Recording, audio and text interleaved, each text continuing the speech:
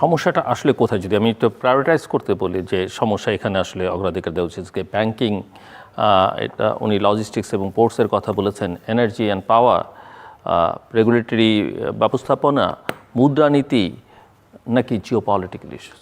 সমস্যা আমাদের প্রথম যদি আমি অ্যাড্রেস করি সেটা হচ্ছে আমাদের সময় ক্ষেপণ করার একটা প্রবণতা। আমরা সময় মতো গতি স্লোথ। এক্স্যাক্টলি। তো আমার যখন সময় আমি নষ্ট করি, এইসব বিগত সরকারে আসে কি করলো শুরুতে আপনার এটা কি ব্যুরোক্রেসির প্রবলেম না পলিটিক্যাল লিডারশিপ? এটা আমাদের লিডারশিপ, মাইন্ডসেট, শিক্ষাগত যোগ্যতা অনেক কিছু এটার মধ্যে কাজ করে। দেখেন, এই বিগত সরকার এসে প্রথমেই ব্যাংকগুলোকে বললো যে এইগুলো অবস্থা খুবই খারাপ। আর ব্যাংক আর ব্যবসা দুটা কিসের উপরে চলে? আস্থা, বিশ্বাস, এই সব কিছু হচ্ছে এগুলার পিলার। আর তার সাথে আছে তার অর্থায়ন। তো সেটাকেই আপনি পঙ্গু করে দিলেন বেশ কিছু কথা বলে, এ ব্যাংক ভালো, এ ব্যাংক খারাপ। আপনি রিপেয়ার করেন, আপনি রুগীকে রিপেয়ার করেন। আপনি এটা মার্কেটে কেন অ্যানাউন্সমেন্ট দিচ্ছেন আমার রুগীর ক্যান্সার হয়েছে? আপনি ভিতরে বসে বসে রিপেয়ার করেন, মার্জার করেন, অ্যাকুইজিশন করেন। একটা ছোট্ট দেশে এতগুলো ব্যাংকের দরকার নাই। এই ব্যাংকগুলো আমাদেরকে ফাইন্যান্সও করতে পারে না। মার্চ করার তো একটা আলোচনা উঠেছে, এটা গল্পই রয়ে গেল। এনাফ না, এটা এনাফ না। এই দেশে প্রাইভেট ব্যাংক 5টার বেশি হওয়া উচিত না আমি মনে করি। আপনি থাইল্যান্ড দেখেন, মালয়েশিয়াতে সরকার উদ্যোগ নিয়ে 400টা ব্যাংকে 5টাতে কনভার্ট করাইছে। তো আমরা তো ওগুলো দেখে আসছি, ব্যাংক নিগারা এটা করেছে, আমরা ওখানে পড়াশোনা করে এসেছি, শর্ট কোর্স করে এসেছি, আমরা দেখেছি। যেখানে আমরা এগুলো দেখতে পাচ্ছি, জানা হয়ে গেছে আমাদের কেন মার্জারটা হচ্ছে, কি বিপদ তারা মোকাবেলা করতে এই কাজগুলো করেছে, সেখানে আমরা নতুন করে করে ব্যাংক দিয়ে গেছি। ইট ওয়াজ এ গিফটেবল আইটেম। আপনি একটা ছক্কা মারছেন, আপনার একটা ব্যাংক উপহার দেওয়া হইলো। ক্রিকেট ভালো খেলছেন, আপনাকে একটা ব্যাংক দেওয়া হইলো। পুলিশকে একটা দেওয়া হইলো, আর্মিকে একটা দেওয়া হইলো। আর ওদের তো ব্যাংকিং করার, যদি ওরা ভালো করছে, অনেকের চেয়ে ভালো করছে, কিন্তু এটা কিন্তু আপনার প্রক্রিয়া হতে পারে না ব্যাংক দেওয়ার বা ইনস্টিটিউশন হ্যান্ডওভার করার, হোটেল দেওয়ার। তারপরে এইগুলা করলেন, এখন দেখা যাচ্ছে ওরাই সবচেয়ে ভালো আছে, বাকিরা খারাপ, দুর্বল হয়ে যাচ্ছে। তো এইভাবে যদি আপনি এক্সপ্লয়েট করেন আপনার ক্ষমতা, এই যে একটা ছোট্ট রাষ্ট্র, আমরা টেলিকমও ওন করি না, এইটার টাকা বিদেশে চলে যাচ্ছে। এটা তো হাওয়ার বাতাসের টাকা। আমাদের যদি এভাবে মানি ড্রেইন হয়ে যায় বিদেশে, এটা সরকারের কাছে থাকা উচিত। আজকে গল্প হচ্ছে নাকি পেট্রোল টেট্রোল সবই নাকি প্রাইভেটাইজেশন হবে, তো সেটারও ছক দেখি আমরাও এই ব্যবসা করব, আমাদেরকেও সুযোগ দেন। নাইলে আপনি একজনকে দেবেন কেন? সবাই জন্য ঢালাও করে দেন, আমরা দেখি কার কত দম আছে, কে ব্যবসাটা করতে পারে। আপনি একজনকে দিবেন, আরেকজনকে দিবেন না, স্বজনপ্রীতিতা করবেন, কোথা থেকে কী ডিল হচ্ছে আমরা কিছুই বুঝতে পারছি না। ভাঙা দেশ, ভাঙা ইকোনমি, আমরা স্বপ্ন দেখি বড় বড় রাস্তা ব্রিজ বানানোর, 40,000 কোটি টাকার প্রজেক্ট, কেউ আইটি প্রজেক্ট বানাচ্ছে, কেউ হেলথের প্রজেক্ট বানাচ্ছে। এখন মনে হয় আমরা একটা স্বপ্নপুরীতে বসবাস করছি। We are not realistic.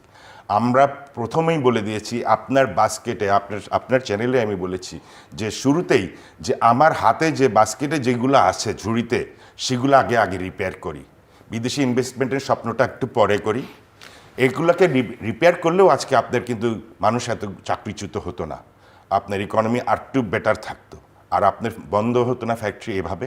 আর পরিকল্পনা দিতেন আমাদেরকে, হ্যাঁ আমার একটু সংকট যাবে, আসতে পারে, তোমরা ডিজেল ওরিয়েন্টেড পাওয়ারে একটু ঝুঁকি করো, ইনভেস্ট করো, অথবা তুমি পাওয়ার এভাবে করো, টারবাইন ইনস্টল করো, তারপর পিডিবি থেকে নাও, আরইবি থেকে নাও, রেশনিং করো, আমাদের সাথে বসে আলাপ করো। আমরা তো ওই প্রস্তুতি ছিল না আমাদেরকে ডার্কে রাখা। যেমন বাবু বলেছে, মাসুর ভাই বলেছেন যে এই যে অ্যানাউন্সমেন্টটা, এটা কিন্তু বহির্বিশ্বে ভালো না, এই যে 2 বছর আপনার এটা সংকট মিটবে না।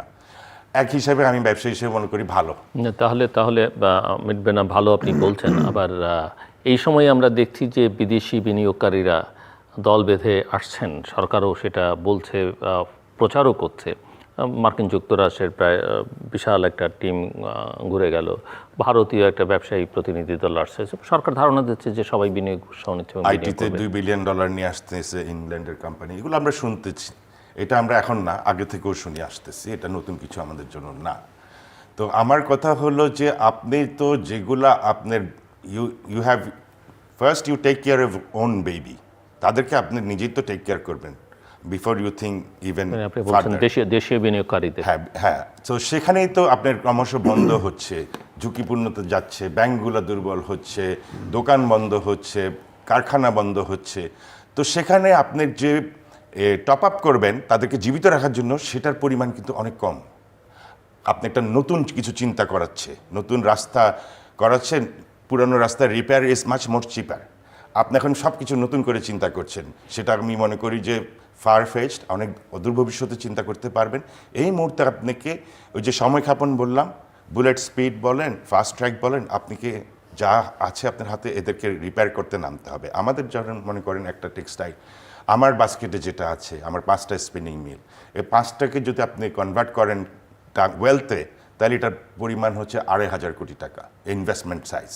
এটা তো আমি কোনোখানে নিয়ে যেতে পারবো না, এটা দেশেরই একটা সম্পদ। এখন এটা বন্ধ আছে, আমি 400 কোটি টাকা মাত্র লাইবিলিটি আমার, 2,500 কোটি টাকা ভার্সেস 400। কিন্তু আমাকে ব্যাংক এখন সাহায্য করতে পারছে না, আমার এলসি খুলতে পারছে না, ব্যাংকের কাছে অর্থ নেই, অথচ অথবা তারা বহির্বিশ্বে তাদের ক্রেডেনশিয়াল হারিয়ে ফেলেছে, তাদের এলসি অ্যাকসেপ্ট করা হচ্ছে না। যারা যেই মালগুলো পণ্যগুলো আমি কিনেছি সেগুলো 11 মাস 12 মাসও তারা পেমেন্ট পাচ্ছে না। তারা নতুন করে ওই ব্যাংক থেকে এলসি, আমি কোনো ব্যাংকের নাম ধরছি না, নতুন করে ওই ব্যাংক থেকে এলসি নেবে না।